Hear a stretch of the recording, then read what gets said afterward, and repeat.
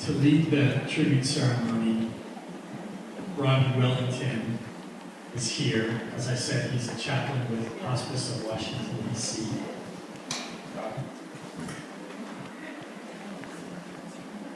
Good morning.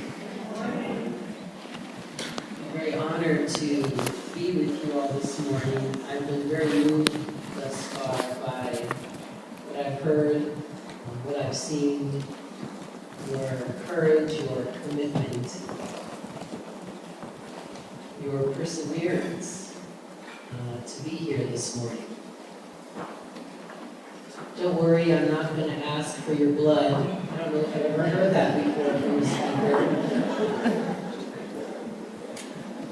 We're going to talk a little bit about what may be going on in your hearts and your minds through what you have been through. We're here today to remember our loved ones. Our mothers, our fathers, our sons, our daughters, our brothers, our sisters, our grandmothers, our grandfathers, our aunts, our uncles, our best friends. I'm aware that some people here may not necessarily have lost someone to the disease. Maybe going through that process right now. This provides a good opportunity to talk about the complexities of grief. There are many different kinds of grief. One is called anticipatory grief. Grief actually begins the moment of diagnosis, not when you lose your loved one. So while I will be primarily speaking to people who have lost someone, if you have not, that doesn't mean you're not grieving. As soon as the person is diagnosed, everything changes, doesn't it? Your relationship and that person isn't the same. So you begin to grieve. We come from a wide range of beliefs and traditions and backgrounds here today. And our diversity is something wonderful. And it is something to celebrate. Despite our differences and our uniqueness, we share something in common. We know what it is to experience loss. Our hearts are hurting, and we are attempting to find our way in this new world without our loved one. There are no words that I could possibly share with you today that would begin to touch the depths of your loss. The grief is too profound to simplify or put into the box of a language. And for some of you, it may be too soon to offer words of comfort and encouragement. Rather than give premature consolations, I choose to sit with you today in the discomfort of your pain.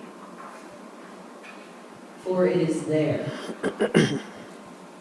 in the midst of loss, not in the running away, avoiding, or pretending, but in the midst of the loss, where true healing begins. It is only in facing the loss when the pain will begin to subside. The good news is that you do not do this difficult work alone. As you look around this room, you see that you are surrounded by people who can support you. We've already heard from one of the board members who considers all of you family. Most here have experienced a significant loss, and it is important to remember that you do not walk this difficult road alone. I will accompany you today by sharing with you the words of a poem. The poem is entitled For Grief, and it was written by John O'Donoghue. I was introduced to the poem by my colleague, Mary Isaacson, who is with us today. She has provided copies of the poem at the registration table for all of you, if you would like to keep it afterwards. I will read the poem to you now, and then we will look at it, stanza by stanza, to see how it may speak to you and help you. When you lose someone you love, your life becomes strange. The ground beneath you gets fragile. Your thoughts make your eyes unsure. And some dead echo drags your voice down, where words have no confidence. Your heart has grown heavy with loss. And though this loss has wounded others too, no one knows what has been taken from you when the silence of absence deepens.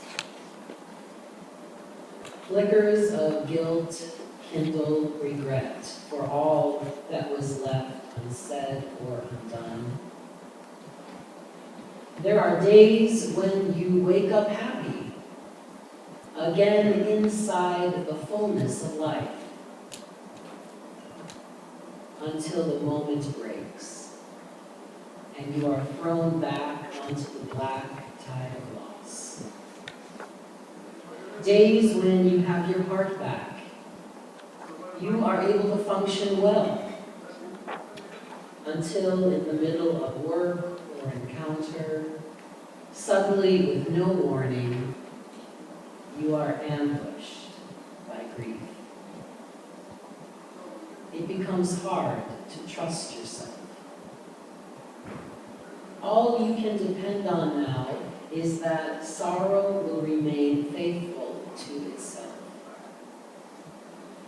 More than you know, it knows its way, and will find the right time to pull and pull the rope of grief until that coiled hill of tears has reduced to its last drop.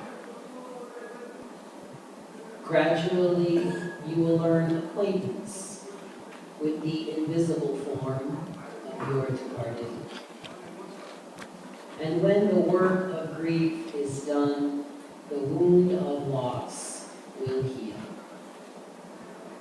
And you will have learned to lean your eyes from that gap in the air and be able to enter the heart in your soul where your loved one has awaited your return all the time. Let's look at this poem.